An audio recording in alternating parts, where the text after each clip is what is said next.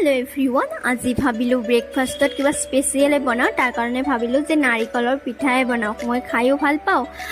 তাৰ কাৰণে নাৰিকলটো ফাৰ্ষ্ট ৰুকি ভাজি ল'লোঁ আৰু ভণ্টিয়ে আটাখিনি মুঠি দিলে আৰু মই ধুনীয়াকৈ লাৰু কৰি বেলিব ধৰিছোঁ। তাৰপিছত ৰুটিকেইখন বেলি লৈ ইয়াতে নাৰিকলখিনি ভৰাম আৰু এইটো মোৰ ফেভৰেট কাম। মই এনেকৈ চেফ দি বিৰাট ভাল পাওঁ। ধুনীয়াকৈ নাৰিকলখিনি ভৰাই মই চেপ দি ল'লোঁ আৰু নাৰিকলখিনি চামুচেদি দিবলৈ অসুবিধা হোৱাৰ কাৰণে মই হাতেৰে দিলোঁ আৰু এনেকৈ গোটেইখিনি মই পিঠা বনাই ল'লোঁ। এইটো পিঠাক আপোনালোকে কি বুলি কয়? আমাৰ ঘৰত নাৰিকল দিয়া পিঠা বুলিয়ে কয়, কিন্তু মানে আমি ভাইটি ভণ্টি মই নমস্কাৰ পিঠা বুলি কওঁ। নাজানো কিয় বা আমাৰ পেহীহঁতৰ দাদায়ো কৈছিলে নমস্কাৰ পিঠা বুলি, সেনেকৈ আমিও কোৱা হ'লোঁ। এতিয়াও মানে ঘৰত নমস্কাৰ পিঠা বুলিয়ে কওঁ। তেতিয়াহ'লে আজিলৈ ইমানেই।